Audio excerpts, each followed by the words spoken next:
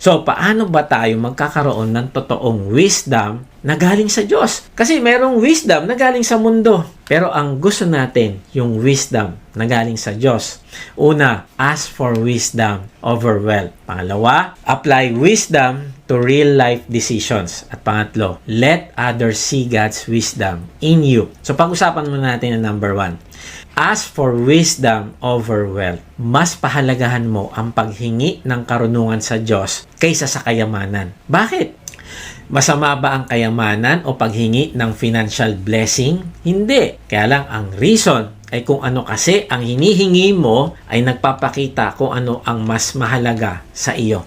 Ang paghiling ng makadiyos na karunungan kaysa kayamanan ay nagpapakita na mas pinahahalagahan natin ang mga bagay na walang hanggan kaysa sa mga panandalian na bagay. Kung anong hinihiling natin kay Lord, yun ang naglalantad ng tunay na laman ng ating puso. Tama ba?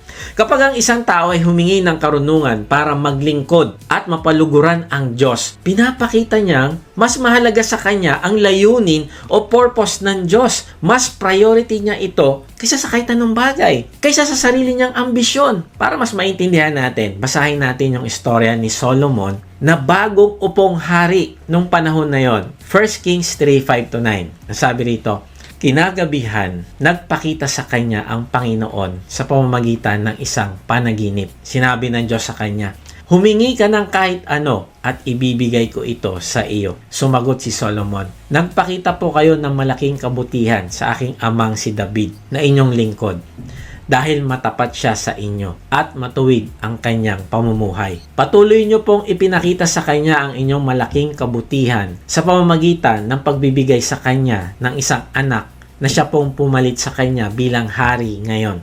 Panginoon, na aking Diyos, ako na inyong lingkod ang ipinalit ninyo sa ama kong si David bilang hari. Kahit binatilyo pa ako at wala pang karanasan sa pamamahala. At ngayon narito po ako kasama ang pinili ninyong mga mamamayan na hindi mabilang sa sobrang dami. Kaya bigyan niyo po ako ng karunungan para pamahalaan ang inyong mga mamamayan at kaalamang malaman kung ano ang mabuti at masama. Dahil sino po ba ang may kakayahang mamahala sa inyong mga mamamayan na napakarami? Ito ang isa sa mga pinakamagandang sandali sa kasaysayan ng Israel. Isipin mo, isang batang hari, bagong upo sa trono. At si Lord mismo ang nagpakita sa kanya sa panaginip. Sabi ni Lord, humingi ka ng kahit ano at ibibigay ko ito sa iyo. Grabe, ang lupit nito. Parang sinasabi ng Diyos, hilingin mo na kahit ano, bibigay ko sa iyo.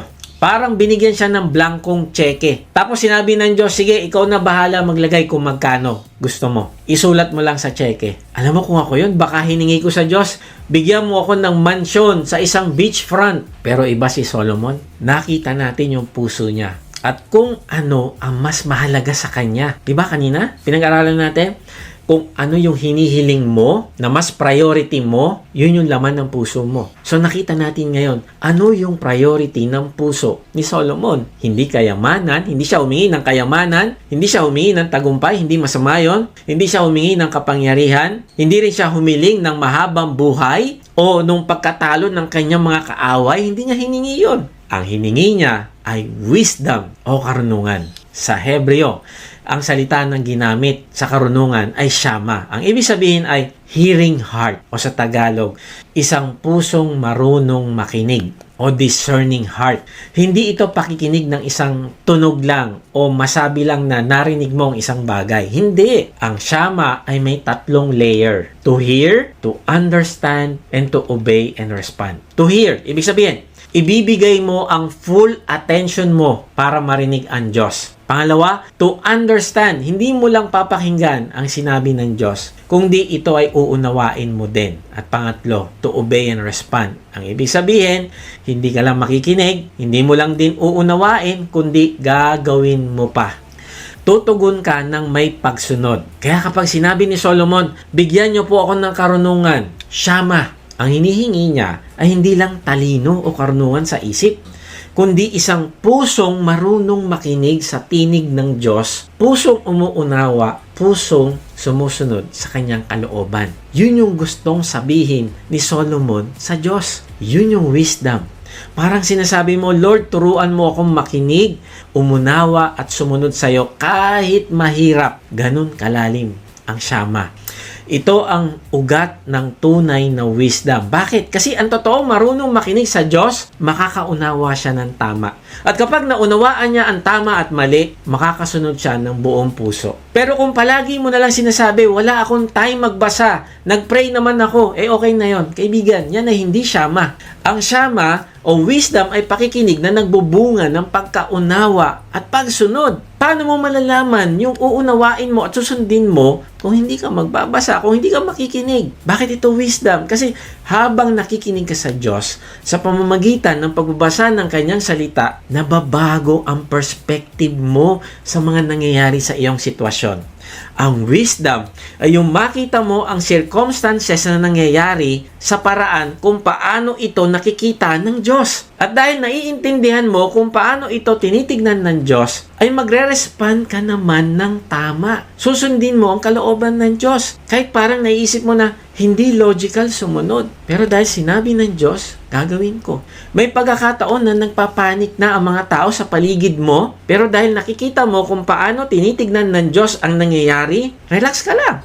At ikaw ang nagiging daluyan ng kalakasan para sa iba. Ito ang wisdom. Minsan, ang tingin ng iba sa sitwasyon walang hustisya. Pero ikaw, pag meron kang wisdom, nakikita mo ito sa paraan ng pagtingin ng Diyos. Alam mo na may justice. At ang Diyos ang bahala sa tao na yon. Pero ang iyong response ay pagmamahal pa rin sa taong gumawa ng kasalanan sa iyo. Alam mo na ang justice ay nasa kamay ng Diyos at wala sa kamay mo. Kaya nga, kaibigan, wisdom begins when we stop talking and start listening. Kaya kapag sinasabi mo na wala kang time sa pagbabasa ng salita ng Diyos, parang sinasabi mo sa Kanya na mas pinipili ko ang kamangmangan kaysa wisdom. Kaibigan, ang unang hakbang ng tunay na karunungan ay ang pagpapakumbaba, ang aminin sa Diyos, Lord, hindi ko kaya kung wala ka. At yan mismo ang ginawa ni Solomon.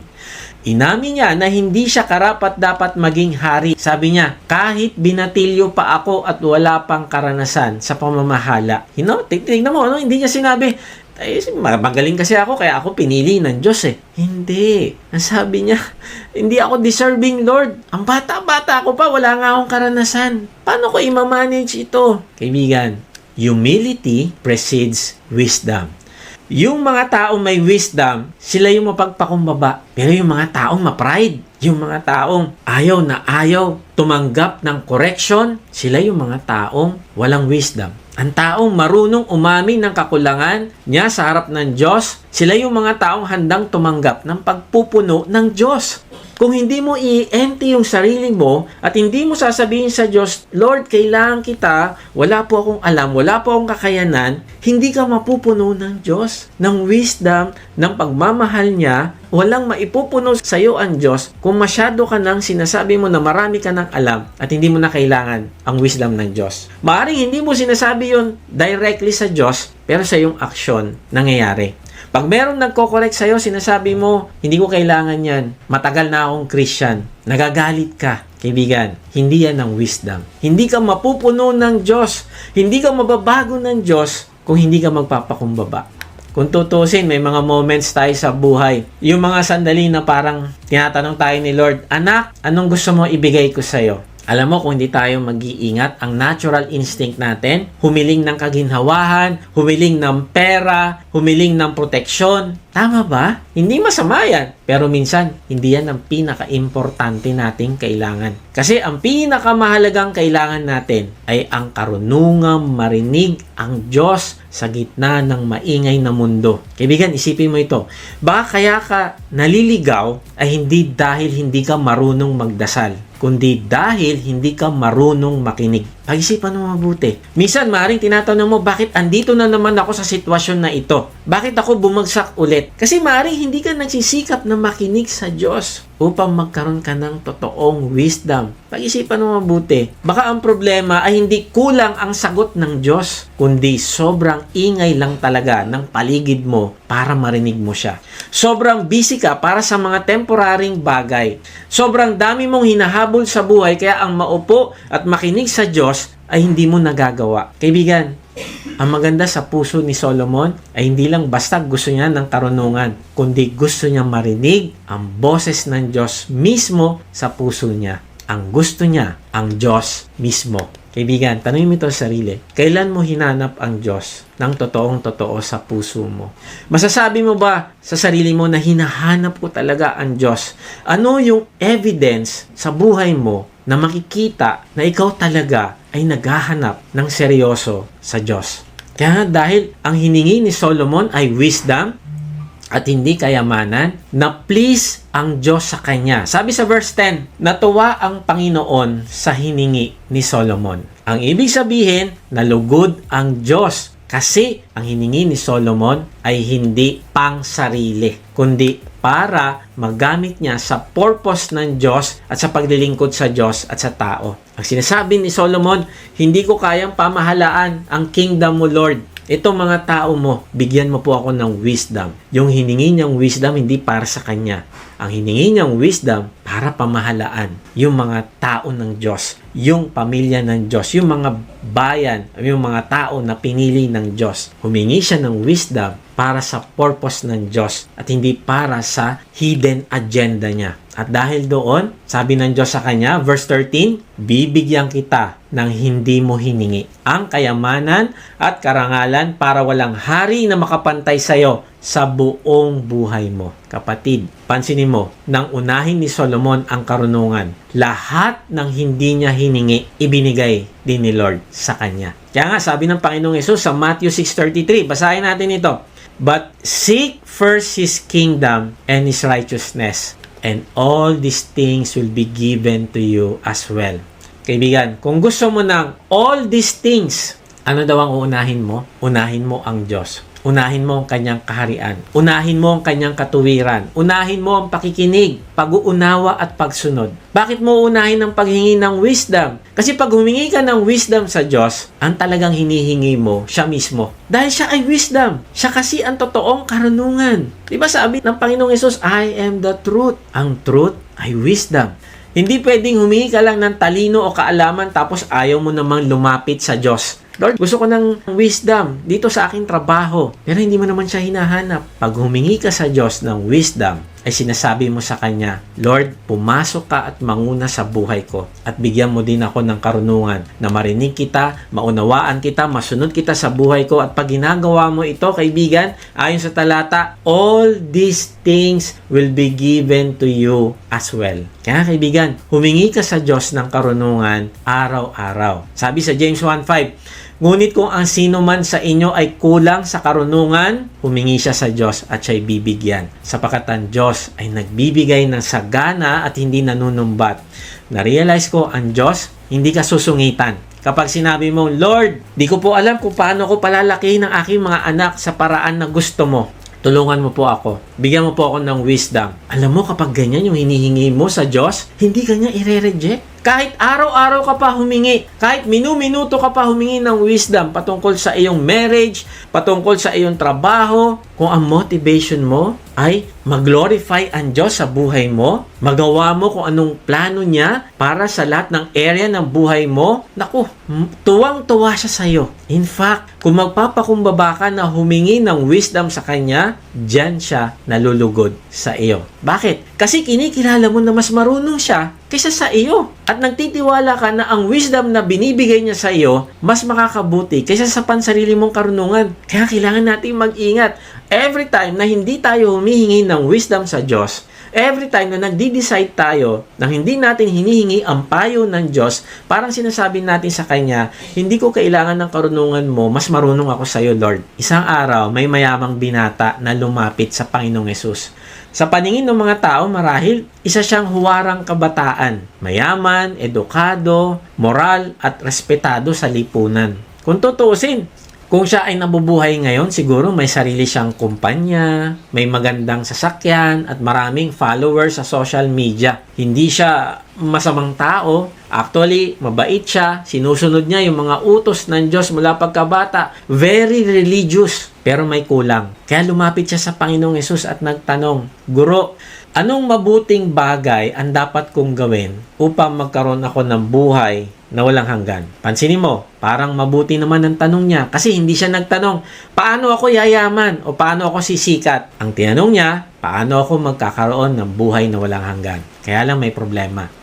Gusto niyang makuha ang eternal life nang hindi binibigay ang kanyang earthly life. Gusto niya ng blessing pero ayaw niyang isuko ang mga dapat isuko sa kanyang buhay. Kaya sabi ni Lord sa kanya, kung ibig mo maging ganap, humayo ka, ipagbili mo ang iyong mga ari-arian at ibigay mo sa mga dukha at magkakaroon ka ng kayamanan sa langit. Pagkatapos ay pumarito ka at sumunod ka sa akin.